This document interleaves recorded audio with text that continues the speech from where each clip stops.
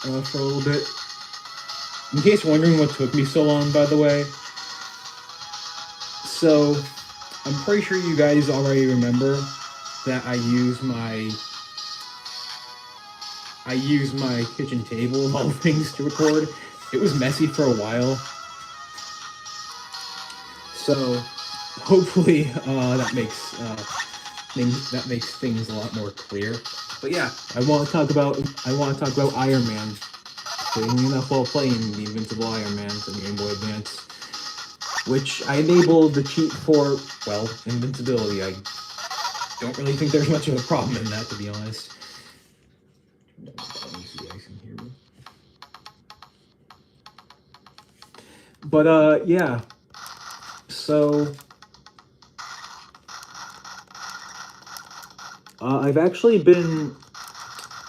I've been getting a lot of Iron Man stuff in the mail lately. I'm probably gonna post of everything that I've gotten on my channel later. But there is one thing that's on me right now, literally, that I can show you guys. Hold on. Cutie cuff. Yeah, it's an Iron Man cutie cuff, which is basically like a wearable plushie. It's cute. It's really adorable.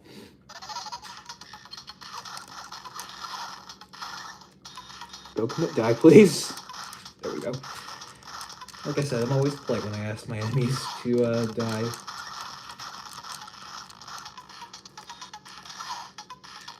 Oops. Once again, reminder that I can't read the chat. I'm really sorry.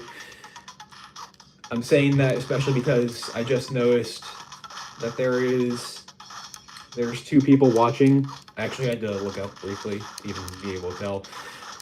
But yeah, in case people are just joining now, like, and watching me play the game, especially if you're someone who expected me to upload stuff.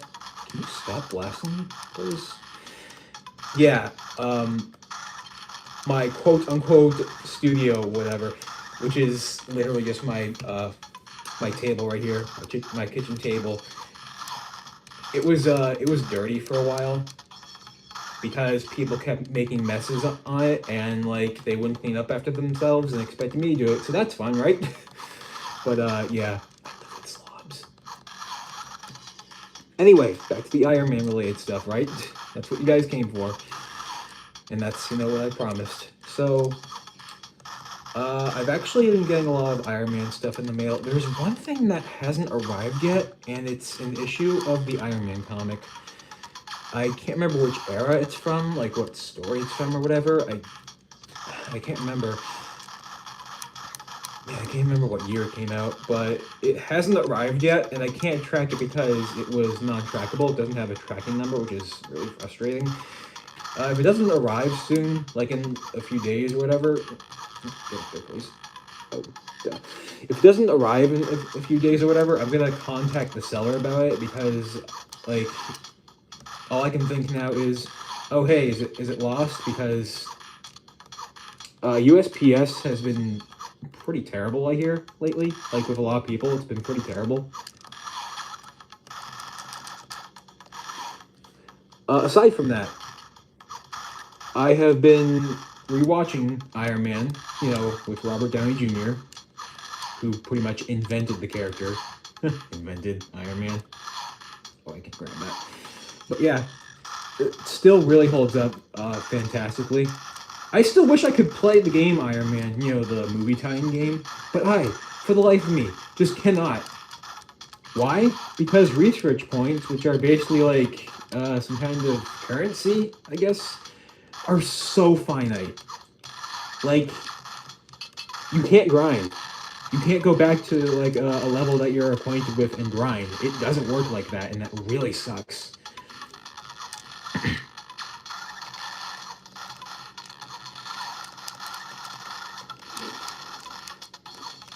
Iron Man 2 doesn't have that problem. Iron Man 2 the game, not the movie. But Iron Man 2 the movie, it's kind of its own interesting beast, in a strange way. So, let's get to the big talking point. Iron Man fans will know what I'm talking about. Let's get to the big talking point. Whiplash. The way they handled Whiplash in the movie. Very strange interpretation of the character. Like, incredibly bizarre for Whiplash standards. I understand they had to tone him down. They've had to tone the character down in every single piece of media since, because, like, I have to be blunt when I say this, but, like, especially in his earlier appearances, that really, really cringy appearance. Like, look up his first appearance outfit. It's too hard. It's too comical to actually take him seriously. But that's another conversation for another time.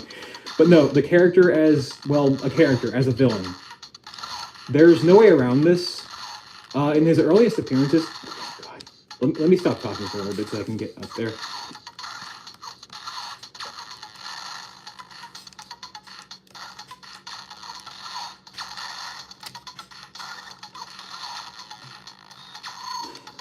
But in his earliest appearances, he was very of his time as a character in terms of like his dialogue and his mannerisms and all that. Like he was like a flamboyant villain. No, not flamboyant like a gay stereotype, but you know, like Shakespearean level dialogue and all that. And like his whole thing, you know, with using whips and all that, gave off, let's just say, implications. Like implications of dominance, if you know what I mean. Again, like that specific incarnation of Whiplash as a character, as a villain, was clearly of his time. Die, please. Oh my god. Yeah, he was clearly of his time, and he had to be toned down for future appearances, even in the comics before Iron Man 2, if I remember correctly. But as for that version of the character, I cannot get that over there. Around that. As for the character's appearance in Iron Man 2, it's very strange. And that's no offense to the actor who played him. Mickey, I forget his last name. I cannot pronounce his last name to save my life. But it's no offense to him. He actually did a lot of research and preparation for the role of the character of Whiplash, Ivan Vanko. Up to the point where he actually visited a real Russian prison. Because, like, that was actually part of preparing for the character's role. And also he was apparently a boxer before he was cast for the role of Ivan Vanko, which is interesting. Iron Man 2 as a movie on its own, like in general, in spite of the weird incarnation of Whiplash and all that, Iron Man 2 as a movie is okay. Like, I put it in B tier.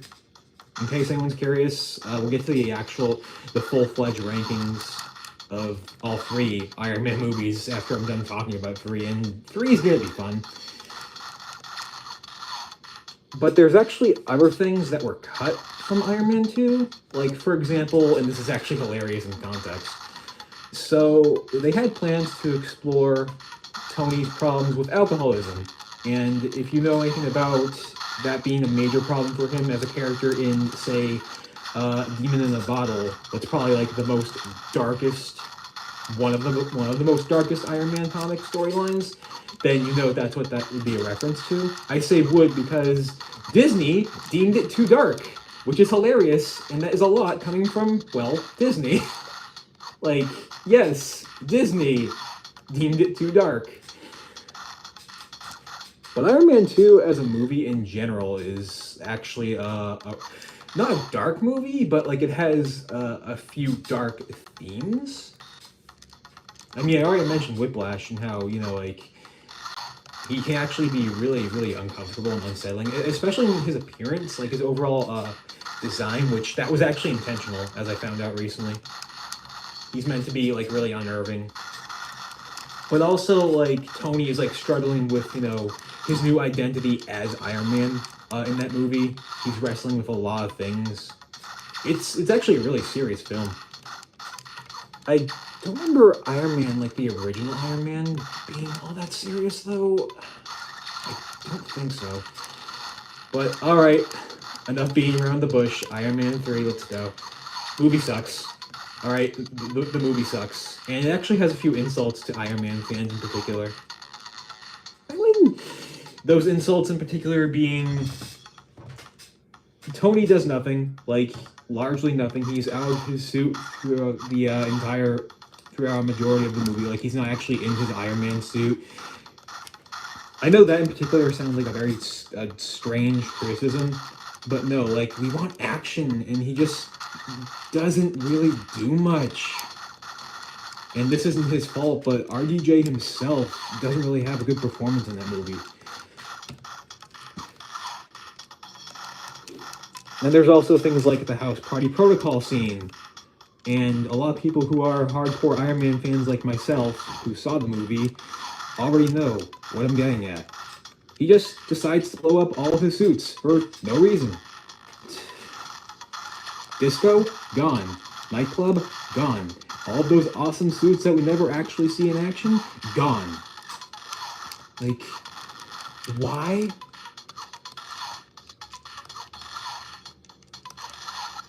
There we go. Then, of course, you gotta talk about the Mandarin. He's kind of the elephant in the room whenever you talk about Iron Man 3.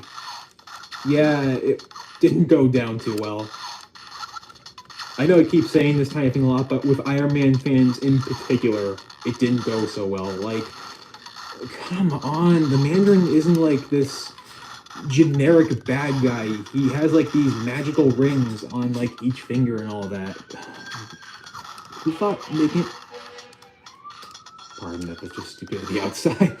But anyway, back on topic. Who thought that that was a good idea? The actor, I forget his name, but like... I would say he did a good job, but like... That kind of version of such a different character... I'm sorry, but that's just not Mandarin. I don't really know if there was like some kind of creative meddling behind the scenes of Iron Man 3's production or whatever, but that's F. And yeah, real quick, Iron Man S tier, Iron Man B, Iron Man S tier, Iron Man 2 B tier, Iron Man 3 F tier. There we go. So, yeah. And considering that RDJ is no longer going to be playing the role of Tony Stark anymore, and then you remember once again how mediocre Iron Man 3 was, that's a really sour note to end things on. Not to mention a very heartbreaking note because of, you know, Endgame. God, I really just, that scene was so heartbreaking. Oh my god, as an Iron Man fan, that scene really got me. You all know the one.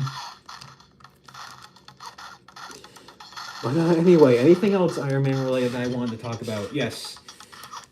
I actually wanted to watch the original cartoon, the one from the 60s. It's on YouTube, but in very poor quality. Like, audio keeps cutting out for certain episodes, so I can't actually watch it, which kind of sucks. Actually, you know what? Before I get back to talking about the cartoons, I mentioned the comics briefly. Specifically, really dark comics, like, for example, Demon in a Bottle. But there's also a mask in the Iron Man. That was the one where Tony's armor became sentient and self-aware and whatever. And, like, it starts out kind of okay. Like, it wants to protect him. Like, it wants to basically be his guardian or whatever. Make sure that no harm comes to him ever again. But then it actually gets, like, borderline parasitic. Like, it basically, it takes over Tony. Like, it borderline traps him inside. And, like, it has that really, really creepy and unsettling mantra, mindset, mentality, whatever, of, I want to protect you. I want to protect you, Tony. I want to make sure that nothing happens to you. And it quickly devolves into being creepy, violent, and very disturbing all at the same time. Because, like, it does that typical trope, I don't know exactly what to call it, where oh, if I can't protect you, no one can. That kind of thing, and it gets really creepy. It gets really creepy, and like I said, like it traps him within itself. It actually tries to kill him near the very end of the story, if I remember correctly. It's very creepy. It is very uncomfortable. I actually might check it out at some point. I've just heard about it a few times in passing. Like, it's actually mentioned a few times in one of my favorite books of all time, Iron Man and Philosophy Facing the Stark Reality by William Irwin and Mark D. White.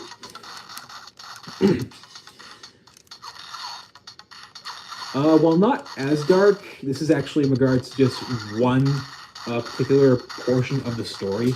I listened to this in audiobook format, but there's also Extremis, in which Iron Man encounters Malin. Malin is like this really angry and aggressive dude who's, fed up with the man. Yeah, he's that stereotype. And he seems unstoppable at first.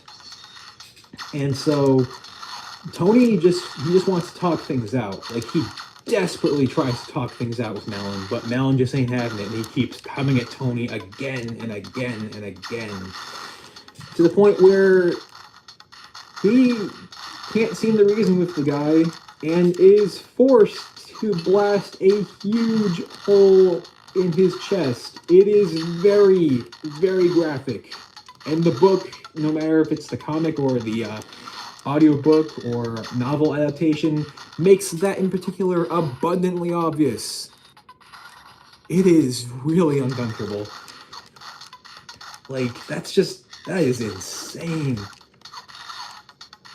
On a different note, speaking of uncomfortable or scary or whatever, Iron Man stories, though, Superior Iron Man, that's like a completely different interpretation of the character outright. Basically asking and answering the question, what if Tony Stark became, so arrogant and vain and had no morals or whatever, and became pure evil? And he actually wins. For the record, he wins in the end of that story. Well, yes and no. So there's that one scene, I forget what story it's from. I think it's like from a follow-up story that happens after Superior Iron Man, in which he and Cap are like fighting at, I think it's like the end of the universe or whatever, or like the edge of the universe or something. And like, that's, isn't Dynamo? No, that is, who are you? Are you Blizzard? I don't know who that was, actually. No, it's not Blizzard. I just don't know who that is. Hold on. Cutscene.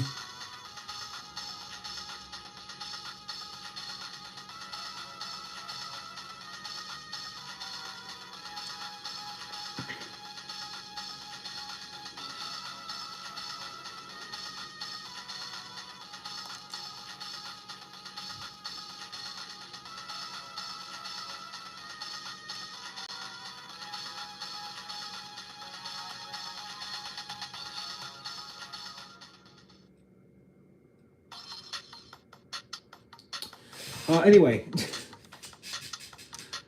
I actually can't remember what I was saying. Oh, no. Invincible Iron Man. Superior Iron Man. I'm playing Invincible Iron Man. What am I talking about?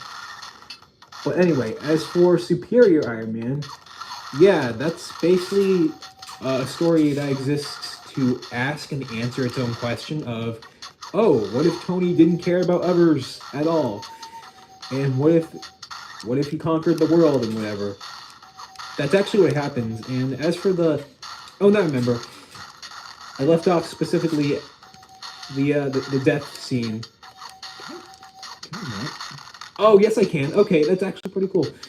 There's that one scene where he and Cap are fighting at what I think is like the end of the universe or whatever. Like, it's all fiery and whatnot. It tends to be argued upon by fans whether it's canon or not. What with how much the Marvel Universe resets and retcons all over and over and over again and all that nonsense. So, like, it's kind of been implicated to not be canon. Kind of. It's hard to explain, but as for the story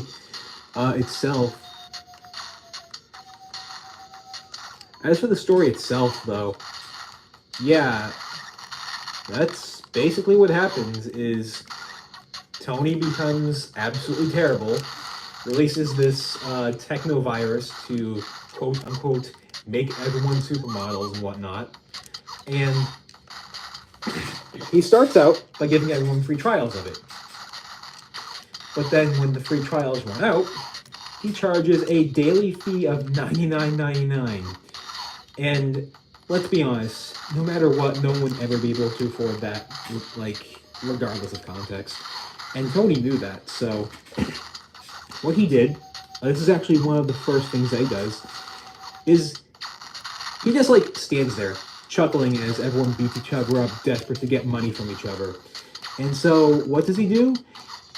Does he intervene? No. What he does is, like I said, he takes pride in, watching the chaos unfold. But also, at the same time, he offers people to have more free Extremis 3.0, that's what the technovirus is called, so long as they willingly surrender their free will and become his slaves. Yeah, it's really dark. Probably more so because people don't hesitate. It's really dark, like I said, and he does win. Spoilers. He does win in the end. He flat out conquers the Earth. Earth 616 to be specific, because it's the main continuity. But yeah, it's a really dark story as well. Now that I'm done talking about the comic, because I haven't actually read that many of the comics recently, I have been focusing on the Iron Man cartoons and stuff like that, the cartoons and the movies and whatnot. I mentioned the 1960s cartoon. I want to watch it. But I cannot find it in good quality anywhere, even on YouTube, because the episodes I found on YouTube, their audio quality is terrible, to the point where they cut out. It's very, very obnoxious. There's also Iron Man Armored Adventures. Yeah, that one time where they decide to make Tony Stark a teenager. That's another cartoon. It's actually cel-shaded, which is pretty cool. But there is one thing that kind of actually becomes a massive issue with that show. Also, hold on. Just gotta get a little bit closer. There is one thing throughout that series that actually becomes a bigger problem than you'd think. So, that version of Tony Stark is a young boy or teenager or whatever, right? But at the same time, he's being more or less hunted down relentlessly by Whiplash and the Mandarin and other villains who are clearly older than him, who are grown adults. We get to see this happen repeatedly, and it becomes a lot more problematic than you'd think. Because with Tony, that specific incarnation of the character in mind in particular, he is just a kid, and yet he is the target of adult villains. And no, it's not a kids next door thing either. It becomes a lot more unsettling when you think about the implications. But yeah, like, I want to check it out. It's not like that is putting me off from it or anything. It's just, it's really unsettling when you actually think about it.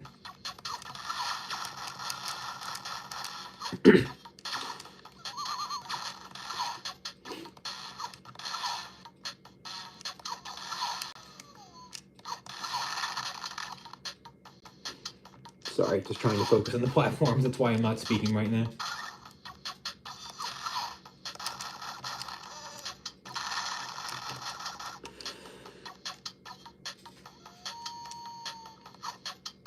Nice music, you gotta admit. It's very techno-inspired. Which makes sense for an Iron Man game. I'll say that every single time I bring that up.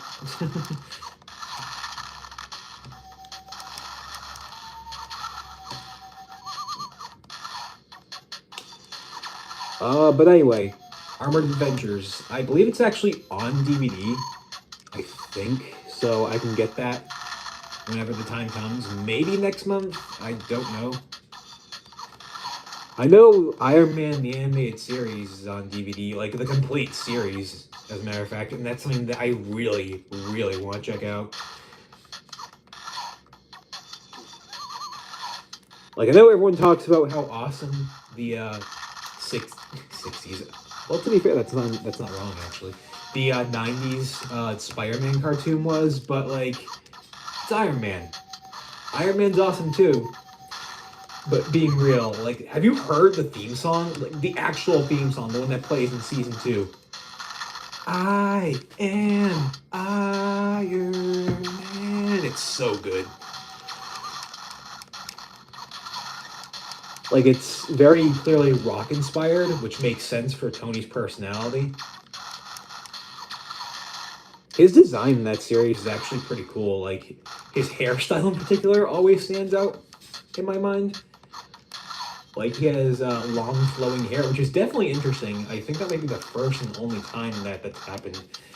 I know in Armor Wars, that's another comics storyline that just came to mind. He had a mullet, 80s mullet. That's funny. But I think in the Iron Man animated series, it's like the only time he's actually had long hair. It's kind of interesting.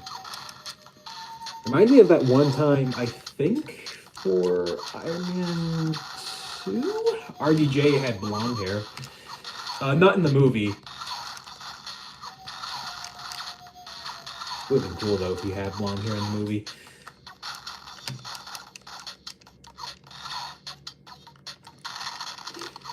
I think what else to talk about? Something else Iron Man related to fit, well, the fact that I'm playing the Invincible Iron Man for GBA. I mean, I guess I could point that out. Hey, play the Invincible Iron Man for GBA.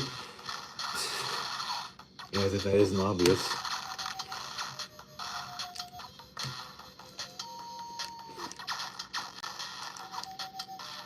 Hey, at least me not talking gives me an excuse to, shut up and focus.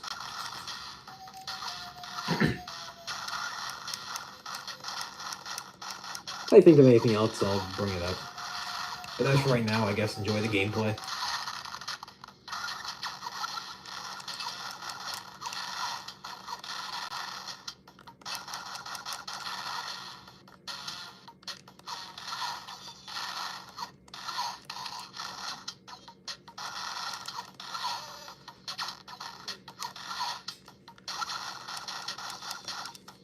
Actually, there is something else I can mention briefly. I'll actually wrap this up soon. But I got this really surprisingly detailed Iron Man plush. That's probably going to be one of the things that I'll share with you guys after I'm done with this. Like, you have to see it for yourselves. It looks freaking amazing.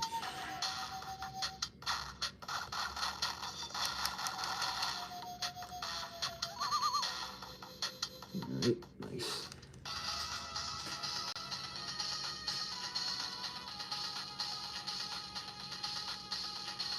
I think I'll do one more level and then I'm going to wrap things up.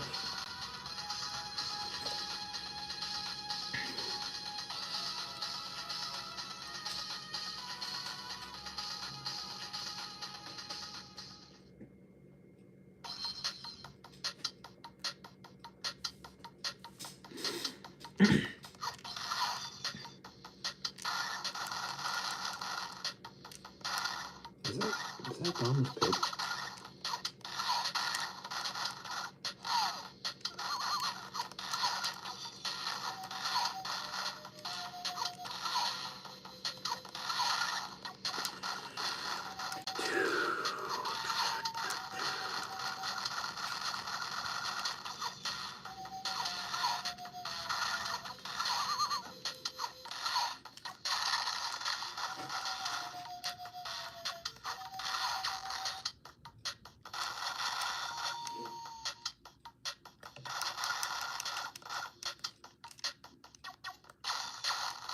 Yeah, oof. My hand is actually starting to fall asleep.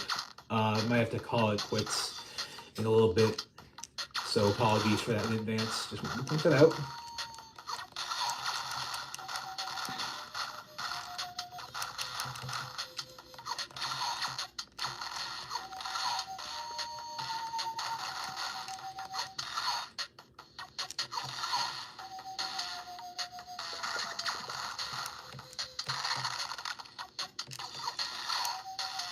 Oh, here's a real quick fact. Did you know that the reason why AC/DC songs are incorporated into Iron Man 2 soundtrack, this was actually done on purpose because, oh my god, what's his name? John Favreau, I think is his name, felt that that perfectly encapsulated Tony's personality really well. And yeah, I can definitely see why. I can definitely see that.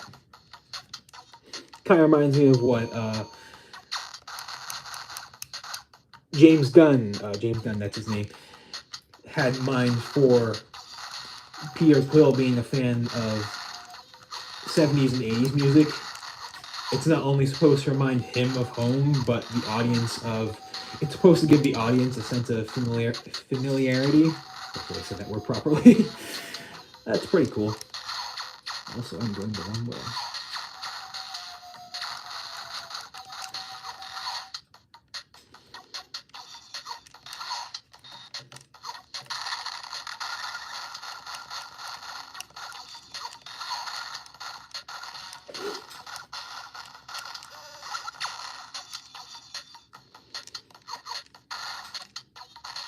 Did you guys see that retro Iron Man figure recently? Yeah, so there's like a Marvel Legends thing going on. Actually, I think it's still current. Yeah, my hand really is falling asleep, you can tell. But there's like this, I think it's still going, like I said, this thing going on with the Marvel Legends series, in which they are more or less bringing back character designs from the 70s and the 80s and whatever to celebrate Marvel being around for 80 years.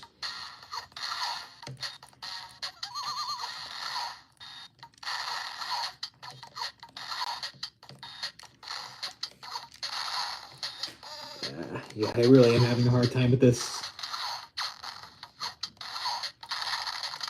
Just really difficult right now. And just like avoid all of this.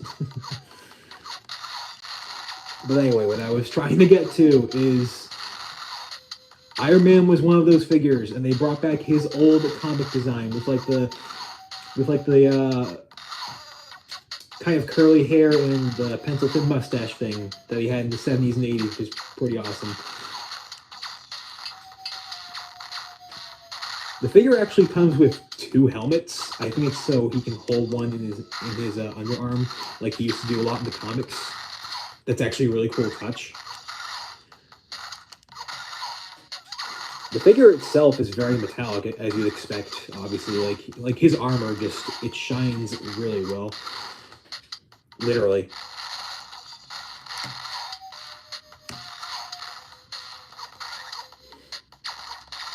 I think it's still in print, so if I can get my hands on it, I will. Just not now. Especially not now if it's like out of print somehow and like it's going for a ridiculous amount of money. Oh gosh, I've been focused on the platforms.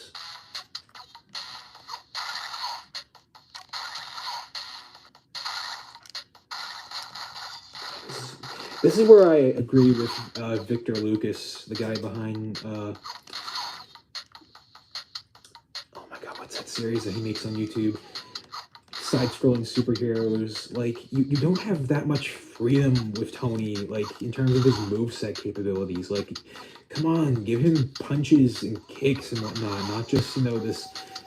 I mean, his repulsor blasts are freaking awesome. That's because well, Iron Man. But like, come on, give us more. To be fair, we got like this basically Wario Land shoulder bash, but like that's really it as far as melee combat is concerned.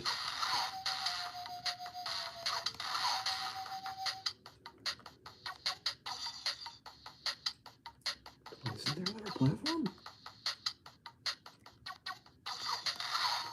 Oh, it was off all the way to the side. No! Dang it. Yeah, I should stop here, actually. Getting pins and needles in both of my hands right now, and that's literally uncomfortable. Like, I can barely move my hand right there. So, sorry to cut things short. Hopefully I will be back. and I will post some pictures of the various Iron Man things that I did not showcase on my community tab or whatever on YouTube. But for right now, gotta go.